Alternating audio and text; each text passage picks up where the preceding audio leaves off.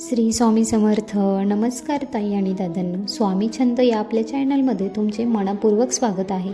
आज आपण दीपा अमावस्येनिमित्त आपल्या मुलांसाठी काय करायचं एक अत्यंत महत्त्वाचा आणि प्रभावी उपाय पाहणार आहोत.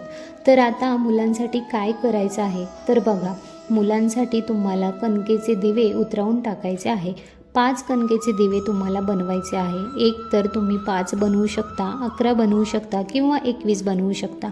अगदीच तुम्ही वेळेवर व्हिडिओ पाहत असाल तर मग कमीत कमी तुम्ही एक जरी दिवा बनवला तरीही चालणार आहे. पण कणकेचाच दिवा आपल्याला बनवायचा आहे, हे मात्र या ठिकाणी तुम्हाला लक्षात घ्यायचं आहे. आता कणकेचे दिवे बनवत असताना आपल्याला गव्हाचं जे पीठ आहे त्या पिठापासून दिवे बनवायचे आहे. हा दिवा बनवत असताना जर तुमची इच्छा असेल तर त्या पिठामध्ये तुम्ही चिमटभर हळद टाकू शकता आणि थोडेसे काळे तीळ जे आहे ते देखील टाकू शकतात. अशा पद्धतीने तुम्ही कणकेचा दिवा बनवू शकता. किंवा मग तुम्ही फक्त हळद आणि पिठाचे दिवे बनवले आणि त्यानंतर जेव्हा तुम्ही दिवा प्रज्वलित करणार आहात तेव्हा त्यामध्ये थोडेसे काळे तीळ टाकले तरीही चालणार आहे. असं जरी केलं तरी चालू शकतं. आता दिवे कशा पद्धतीने बनवायचे हे तुमच्या लक्षात आलं असेल तर काय करायचं, संध्याकाळच्या वेळेस साधारणतः 6:30-7 नंतर तुम्ही रात्री 12 वाजेपर्यंत कधीही हा उपाय करू शकता. तुमच्या घरामध्ये समजा तुम्हाला एक मूल असेल त्या मुलासाठी किंवा 2 मुलं असतील तर त्या मुलांसाठी म्हणजे तुम्ही अशा पद्धतीने दिवे करू शकता. आता प्रत्येक मुलासाठी वेगवेगळे दिवे बनवायची गरज नाही. जसे इतर उपाय जे आहेत ना आपण प्रत्येकासाठी वेगवेगळे करतो तशा पद्धतीने या ठिकाणी वेगळे घेण्याची गरज नाही. हेच 5 जे दिवे बनवले आहेत तेच तुम्ही दोन्ही मुलांवरून तुम्ही उतरवले तरीही चालणार आहे. आता दिवे उतरवताना काय करायचं, मुलाला बसवण्यासाठी आसन घ्यायचं. मुलगा असो मुलगी असो या ठिकाणी शब्दशः अर्थ घेऊ नका. मुलगा मुलगी आपल्याला दोघांबद्दलही तितकीच माया असते, तितकंच प्रेम असतं. किंवा मग वयाचं म्हणाल तर अगदी 1 वर्षापासून ते मुलगा जॉबला असेल, त्याचं लग्न झालेलं असेल तरीही तुम्ही त्याच्यासाठी हा उपाय करू शकतात. कारण प्रत्येक आईला आपलं मूल कितीही मोठं झालं तरीही त्याचं चांगलंच व्हावं असं वाटत असतं. तर वयाचं या ठिकाणी बंधन नाही आहे. फक्त 1 वर्षाच्या आतल्या मुलाचं शक्यतो करू नका, कारण त्यांना बसण्यासाठी आपल्याला दुसऱ्या व्यक्तीला कोणाला तरी घेऊन बसवावं लागेल, त्याकरिता सांगत आहे. पण मुलगा समजूतदार असेल तर मग नक्कीच तुम्ही हा उपाय करू शकतात. लहान बाळासाठी, तान्ह्या बाळासाठी तुम्ही काय करू शकतात हे देखील मी पुढे जाऊन सांगणारच आहे. तर बघा, आता मुलांना बसण्यासाठी आसन घ्यायचं.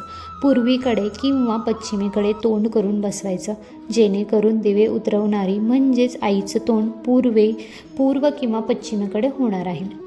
अशा पद्धतीने तुम्हाला बसवायचं आहे. त्यानंतर काय करायचं, हे जे कणकेचे दिवे तुम्ही बनवले आहे त्यामध्ये तुम्ही मोहरीचं तेल किंवा मग आपलं तिळाचं तेल जे असतं ते टाकायला हरकत नाही. आणि अशा पद्धतीने ते दिवे प्रज्वलित करून घ्यायचं आहे.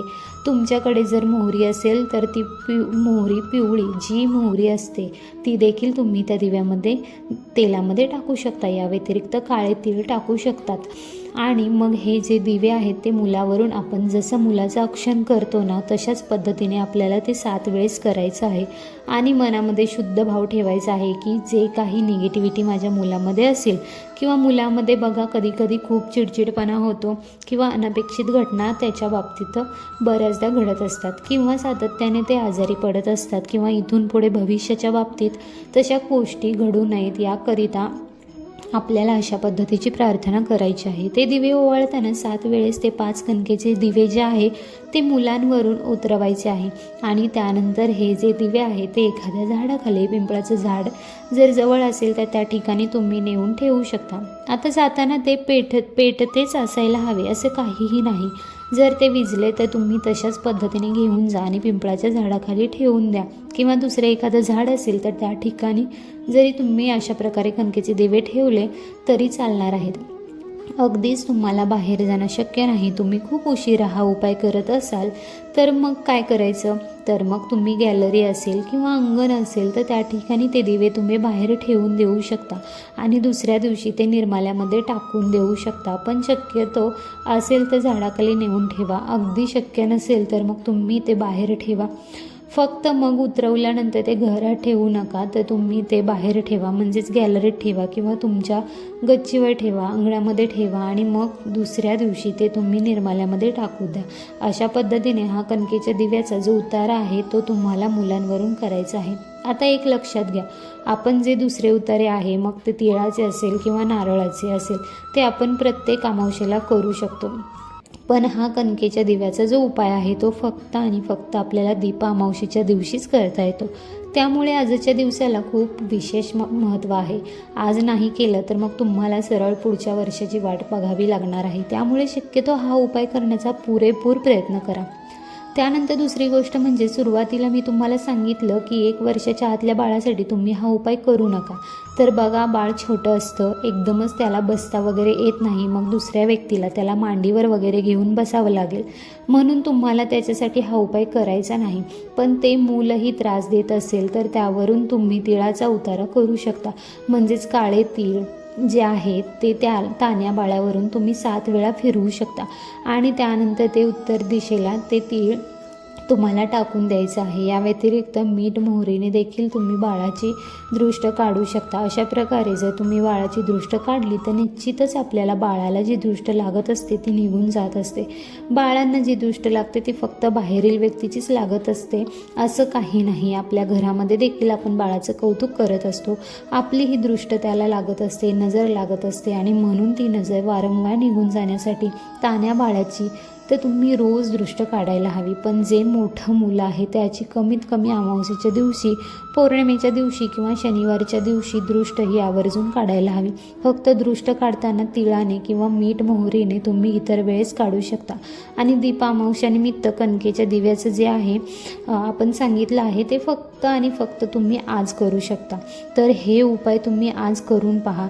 आज म्हणजे दीप अमावस्येच्या दिवशी त्याचा जो अनुभव आहे तो फक्त तुम्हाला 100% मिळणारच आहे. मुलांमध्ये जो काही बदल दिसणार आहे तो तुमच्या समोर असणार आहे. फक्त एखादी गोष्ट करताना मी सांगते किंवा दुसरं कोणीतरी सांगते म्हणून करू नका. तर तुम्ही विश्वासाने करा आणि मग तुम्ही स्वतः अनुभव घ्या. तर आजची माहिती तुम्हाला कशी वाटली कमेंट करून नक्की कळवा. याविषयी जर तुम्हाला काही शंका वाटत असेल तर तुम्ही तेही कमेंट करून विचारू शकता. याचं उत्तर देण्यासाठी मी पुरेपूर प्रयत्न करेल. व्हिडिओ आवडला असेल तर व्हिडिओला नक्की लाईक करा, शेअर करा, सबस्क्राईब करा आणि व्हिडिओ शेवटपर्यंत पाहिल्याबद्दल अगदी मनापासून खूप खूप आभारी आहे. धन्यवाद. श्री स्वामी समर्थ.